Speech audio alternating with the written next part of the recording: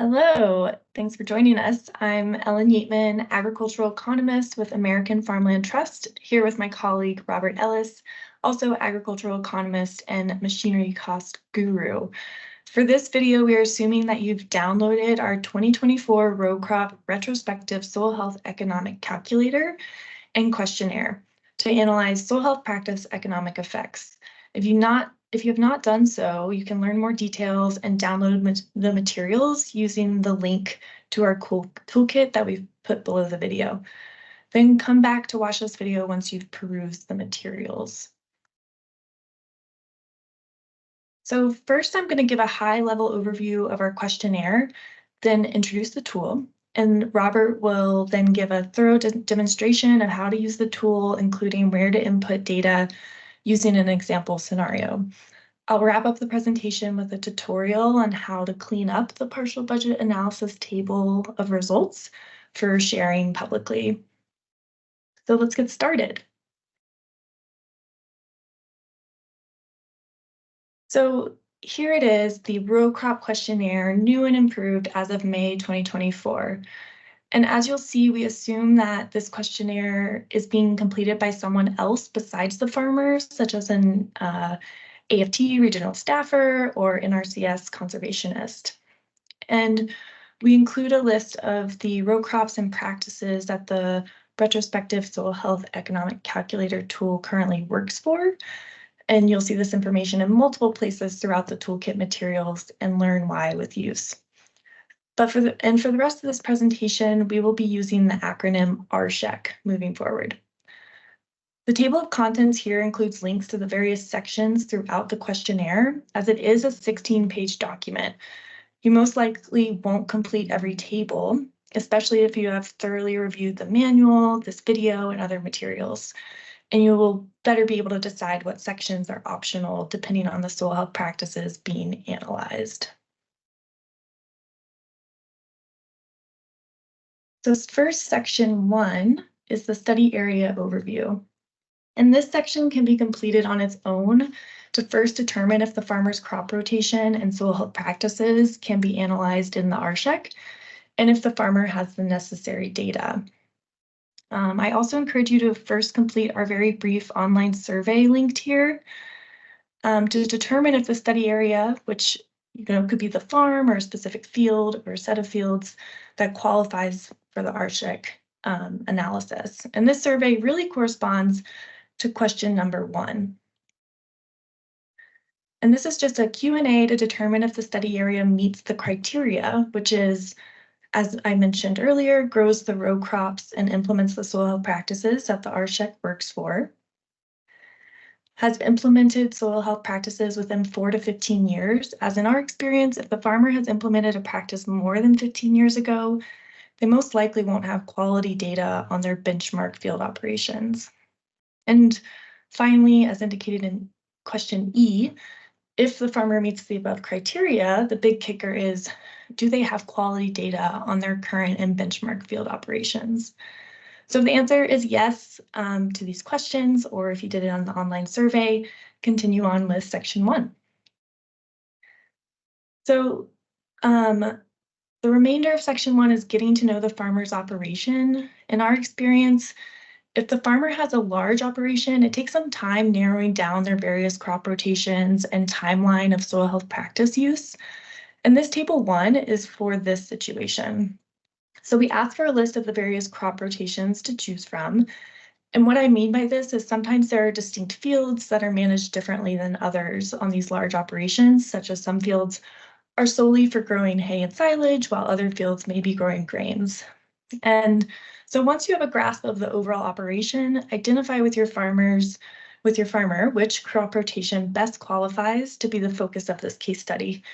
And we're looking for consistency is the biggest thing, because we're looking for average change in field operations. Then starting with question number 4, the questionnaire really begins to match the order and format of the R-SHEC tool. We tried to make the two as consistent as possible to make it easy on the user to populate the R-SHEC tool based on a completed questionnaire. So here you'll fill out your crop rotation benchmark and current crop rotation and your cover crop information if you're analyzing the adoption of cover crops. So this table number 4 is not in the R-SHEC tool, but we found it really helpful as a way to look on page 4 of the 16-page questionnaire, what the benchmark versus current field operations are by crop being analyzed, and what to expect in the remainder of the questionnaire. And we end this section 1 with 2 questions about the economic and environmental benefits of these practices, just to warm up the farmer to this idea of attributing changes to specific or combination of soil health practices. As Robert will show you in the tool, on the study area overview tab, you have the option to enter farmer provided fertilizer, crop, and cover crop values, as well as custom hire cost. So entering these values will override the default national average values used in the tool. So now we are on to section 2, and this is the meat of the questionnaire. We usually complete section 2 in a second interview once you and the farmer have agreed that you will indeed be moving forward with data collection and analysis, and I've identified the study area, and all the remaining questions should be answered just for the study area. So this part of the questionnaire covers the corresponding data entry tabs in the tool, as Robert will show you next. I encourage you to read the user manual and guidance and tips thoroughly, especially if in both the questionnaire and tool, especially if you're analyzing a conservation crop rotation, as we do require all benchmark and current machinery and inputs to properly calculate the change in net income when there is a switch from one crop to another between the benchmark and current rotations. And you can learn more about that throughout the guidance and R-SHEC manual. So first, in section 2, we ask for changes in machinery. We encourage you to have our list of machinery and associated costs with you, as I'll show here. And this is a PDF copy of the what's in the R-SHEC tool. And we provide this in our toolkit. And it's nice to have while you complete the machinery cost section of the questionnaire, and Robert will show you why in his demo.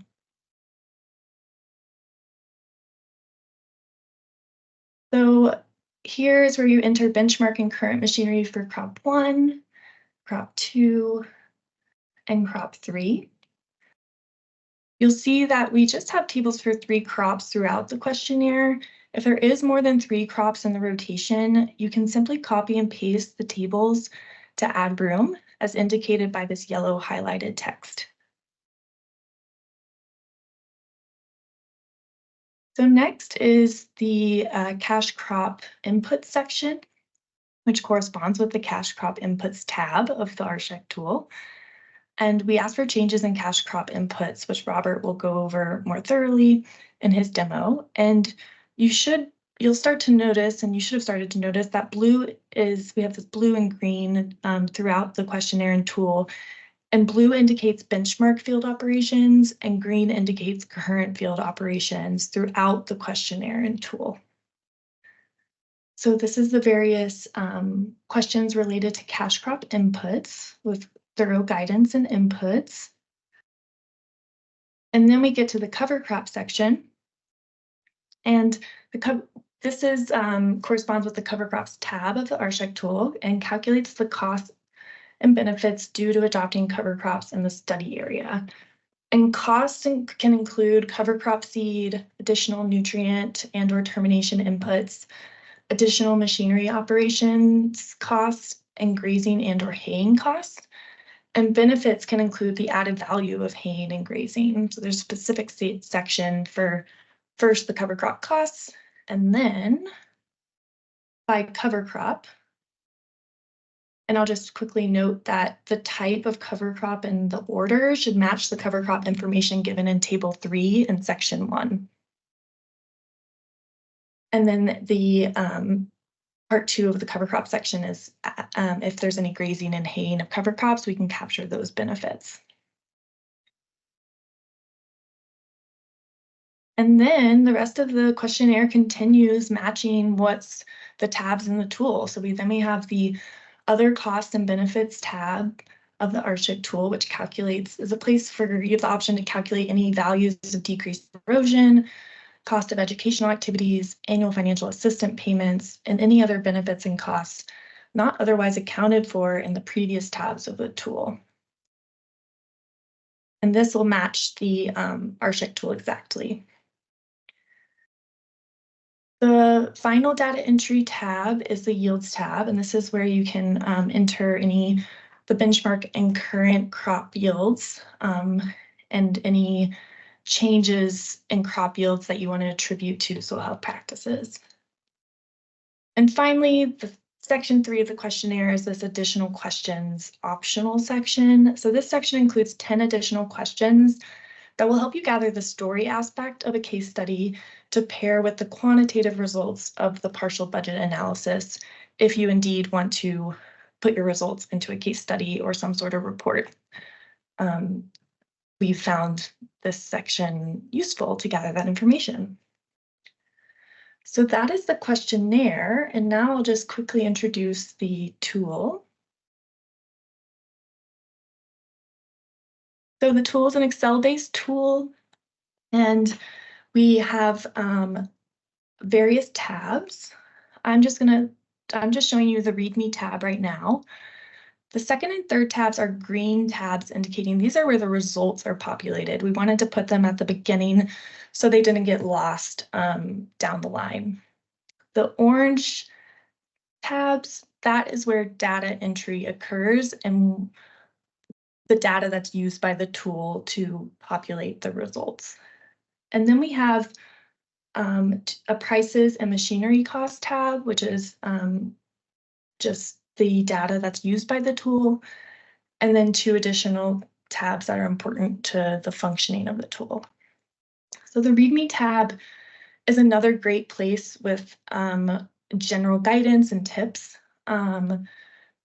As we try to indicate here, make sure to create a copy of the workbook for your soil health successful farmer. We provide a link to our toolkit. We also provide a link to that online survey that I mentioned, an overview description of the R-SHEC tool, and some great instructions. Definitely read through these instructions and read through the about individual worksheets section. And then at the bottom here, we give a high-level summary of the data sources used in the tool. And this corresponds with the data and references also in the prices and machinery cost tabs. So with that, Robert is now going to walk you through using the tool. Perfect, Ellen. Thank you. So as Ellen mentioned, I'm going to kind of give you some high-level example here of a demo that I've kind of set up for this and kind of give some pointers to where certain things are in the tool and how to use that. As you can see, a lot of the data I've already entered here has been preloaded for this demo. We have a couple places I'm going to add some things in. However, know that your tool, when you download, will be blank in all of the yellow cells. Again, as Ellen mentioned, I'm going to go through the orange tabs first, and then I'm going to finish up with the results tab and then hand it back to her for the editable PBA tab. Also, we'll have a few things on the prices and machinery cost tabs just to point out where a few things are to help make your experience a little bit better with the tool. So to get started here, like I said, everything's kind of pre-populated for the demo, but we start off with the farmer name, the county, state, the farm type or the farm name. There's also a watershed name here if you want to have that, and then really the total study area, acres here in C10. And as Ellen mentioned, you're going to use that tool questionnaire before you actually get into the toolkit to kind of narrow down your study area in that section 1 in the first part of section 2. And that's really where we're going to focus here, and what that final number is going to be in the tool is once you kind of narrow that down. Also have a spot here for organic, really getting the bulk of it. This first big table here is soil health practice. And so you'll notice there's these nice little drop downs within the tool to allow you to select which soil health practice you're wanting to evaluate with the tool. Just as I've already kind of pre-populated, I've left this one open for cover crops just to show how easy it is to click that X and it automatically updates throughout the rest of the toolkit. To continue through that, you have the crops under practice. For this example, it's all of them. And then the initial year, this practice was implemented. And I'm going to show that in a little bit on the yields tab of why that number is important as far as the year that it was implemented. As Ellen mentioned with the questionnaire too, there's plenty of guidance and tools throughout the entire tool to kind of help you walk through and give you some pointers and tips to make this a little bit easier on the user. So just like that section of the questionnaire, we have our rotation tables here. And so again, we've kind of matched up having blue as a benchmark and green as the current. And so you can see here, this is the benchmark rotation. Notice there is enough space for up to 10 crops. However, we've just used 2 crops for today to keep this example pretty simple and kind of make it easier to walk through. Also, too, if you're working with a producer that maybe doesn't have a set acreage per year, we do have a calculator off to the side here that will automatically calculate the acres per year based on the total study area and the years in rotation, the number of years in rotation, to kind of help with that calculation and make it a little easier. Especially can be beneficial on hay ground with a hay cover, the hay and a row crop kind of operation. So kind of keep moving through this. Just as we said with the benchmark, the current looks identical here. I didn't change any acres for this example to keep it simple, but just notice we're still looking at a corn bean rotation, and we're going to go from a conventional tillage method to a no-till method, which I'll show here in the machinery tab in a few seconds. Also, I want to point out one last thing before I move on from this. We do have an option for a double crop. And so just like the cover crop at the very top in the soil health practice table, it's just a simple X drop down. Again, there's some tips on this and how to make that easier, but we are now able to look at a double crop operation and crop rotation. Moving on to the cover crop information table. So again, this matches just like it does in the questionnaire. It should be pretty straightforward if you fill out that questionnaire first and following the tips within the toolkit.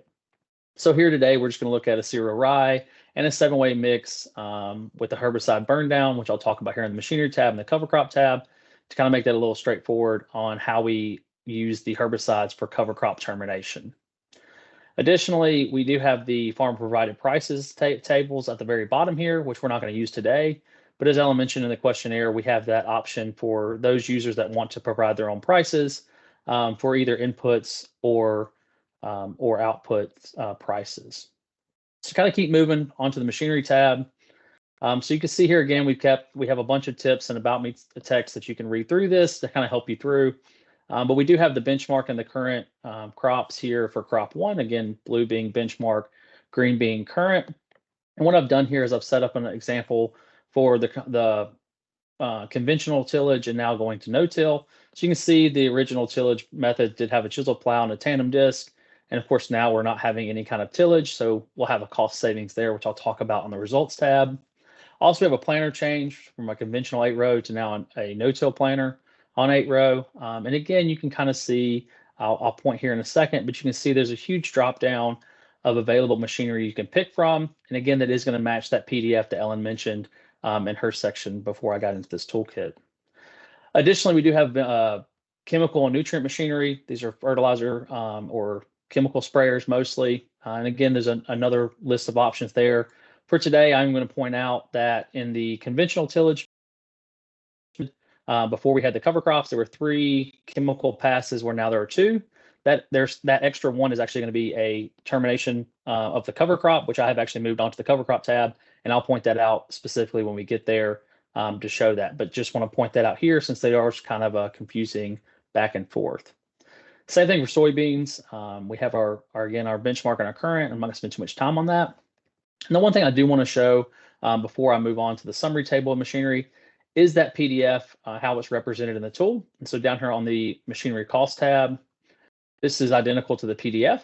And one thing we have allowed in the toolkit, if the user would like to add a machine or implement that is not in the machinery tab, they can simply do so by adding it here at the very bottom in these yellow tabs. Additionally, we'll need to add a cost estimate there.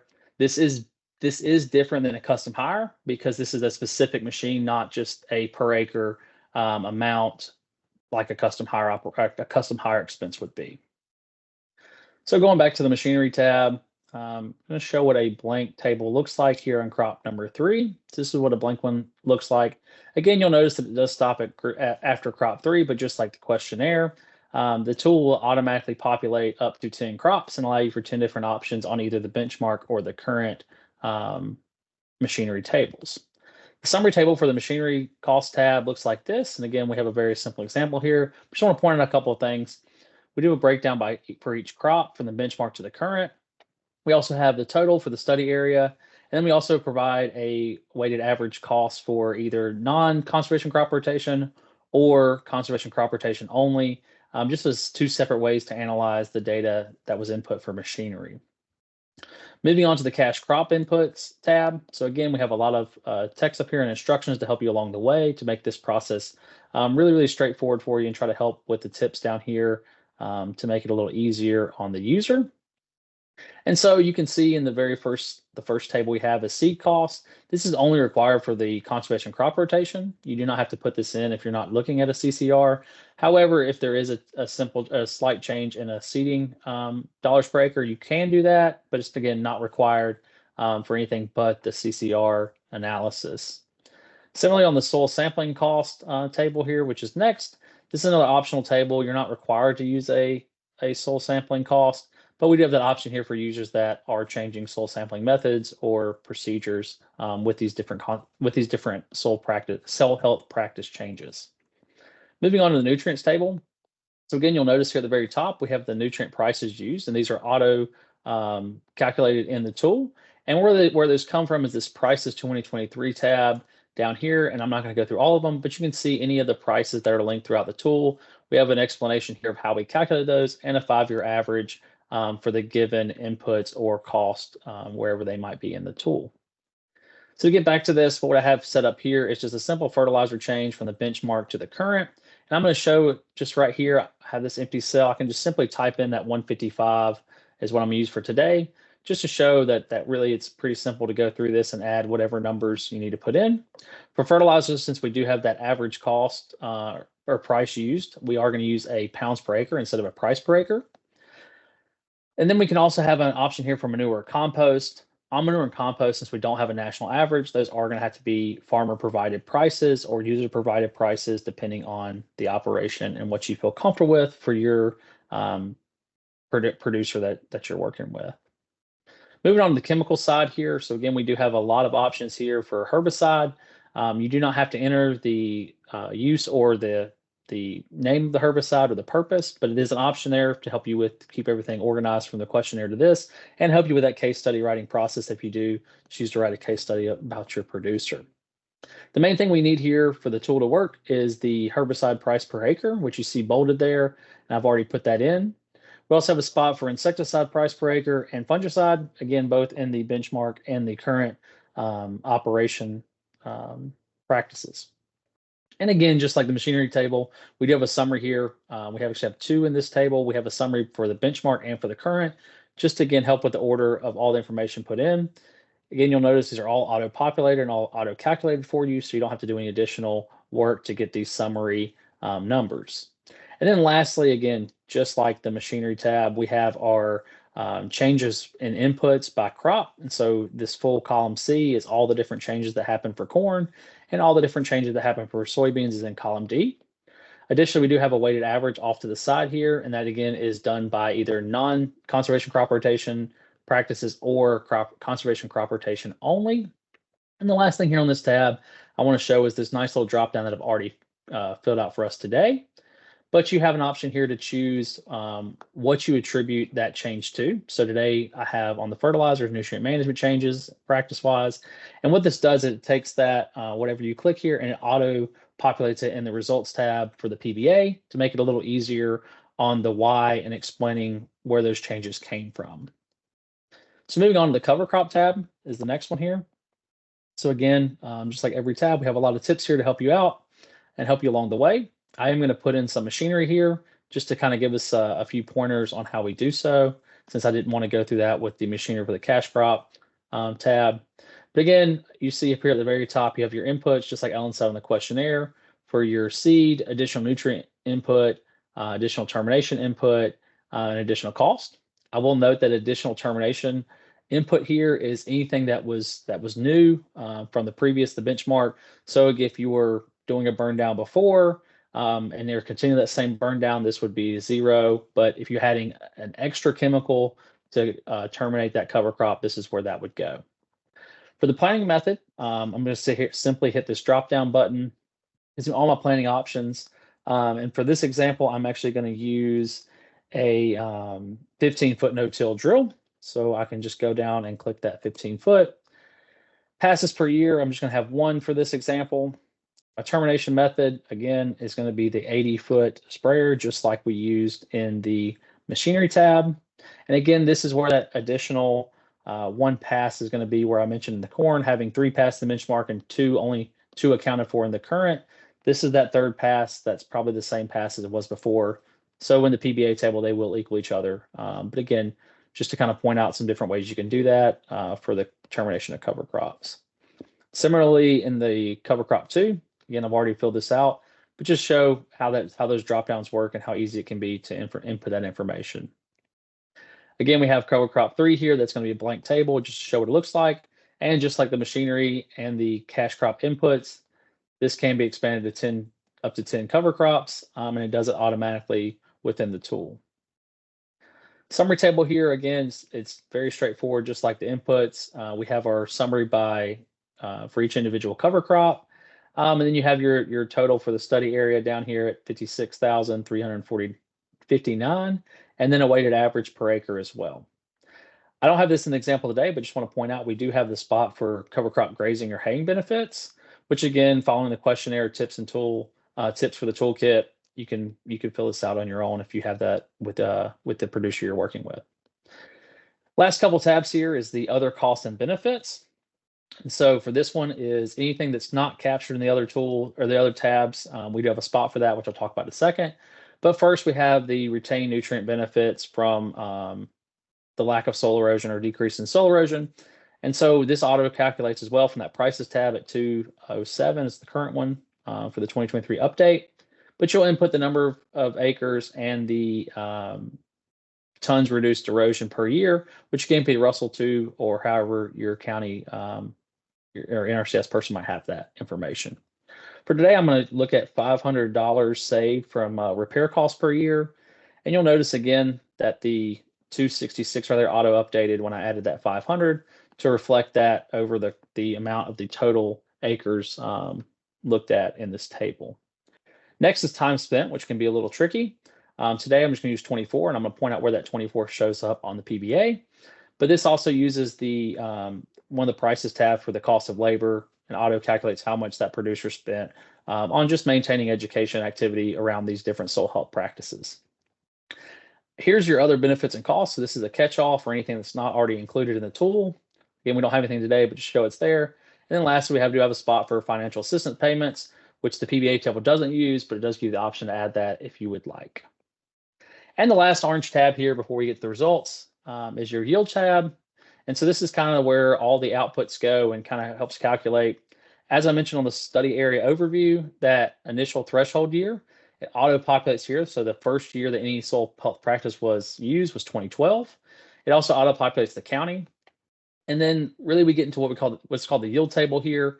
So the first 2 are optional rows, where these are really intended for NAS data for the county averages.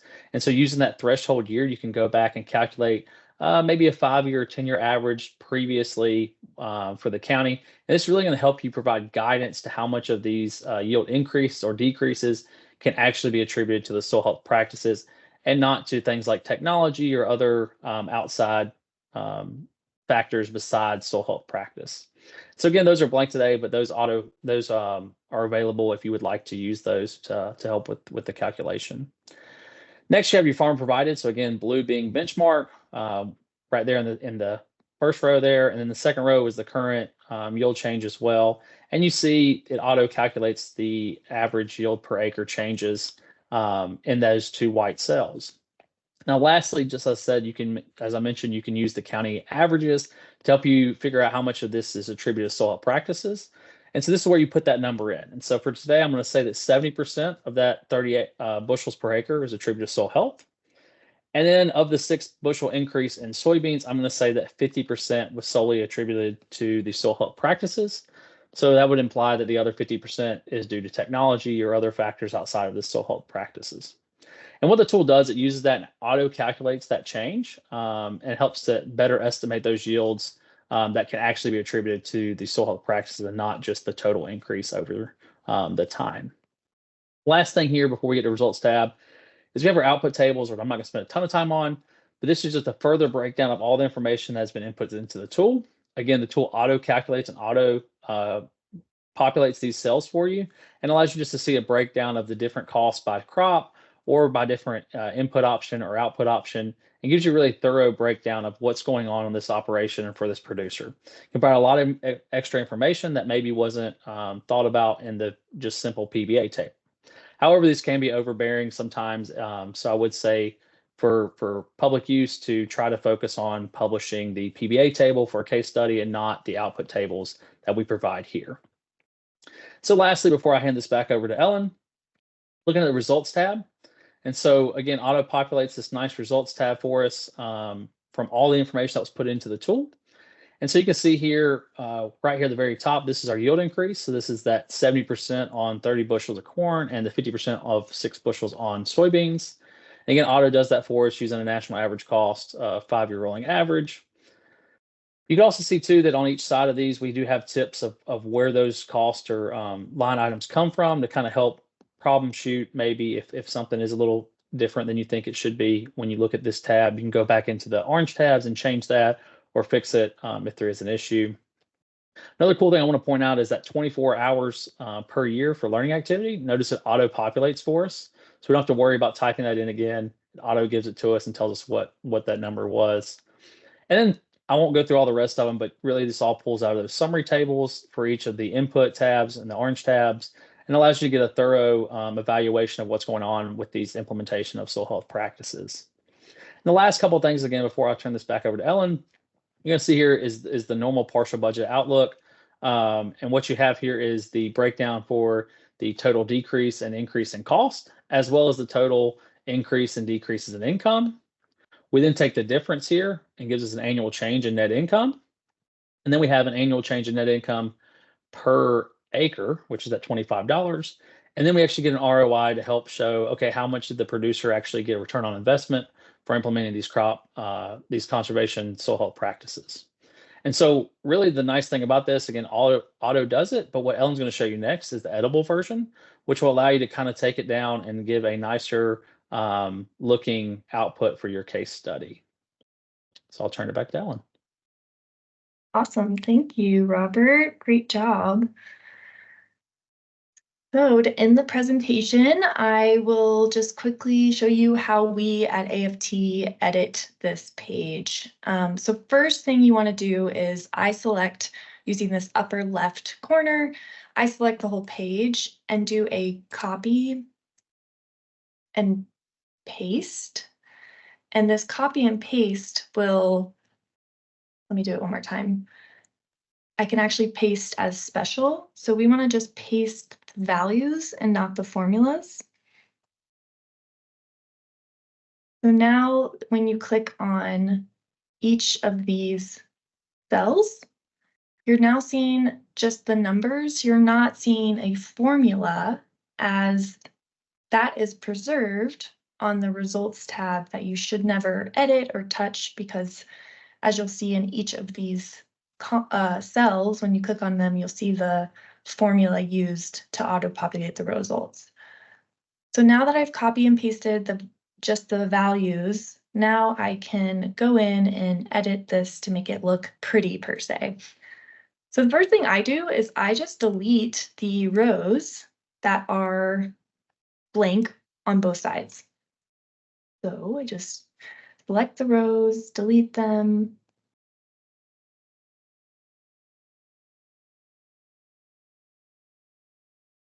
And then you have a little bit of a staggering. So then I just get everything even so that there's no blank spots. So I just copy and pasted that. I could have cut and pasted. And I'm just going to put this up here. So now you can, I was copying and pasting, but it's better you should cut and paste would be easier. And then I'll clean up the right side as well. Cut, paste. And then I'll just clear out the other sections. So we like to merge the empty sections. Well, first let me remove the blank where there's blanks on both sides, delete those rows. And then I'll just merge the cells that are not blank.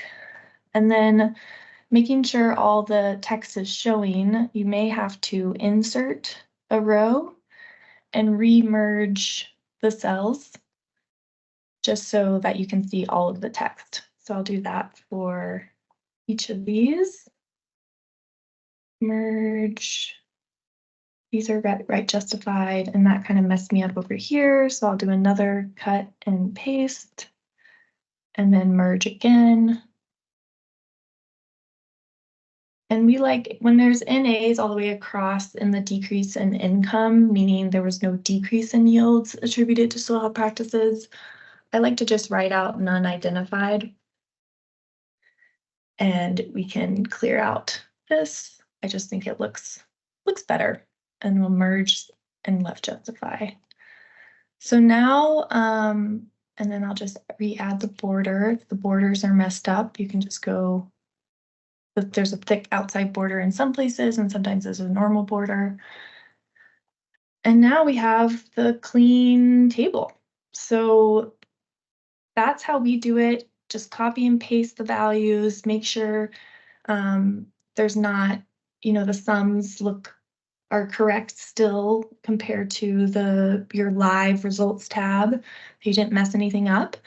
And then I just select the table, and you can just copy the table, and then I paste as an image in a Word document.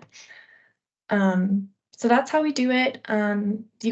We also provide a template for the footnotes, and highly encourage you to always include footnotes to explain how we came up with, what are the sources of this data, how we came up with these estimates where possible.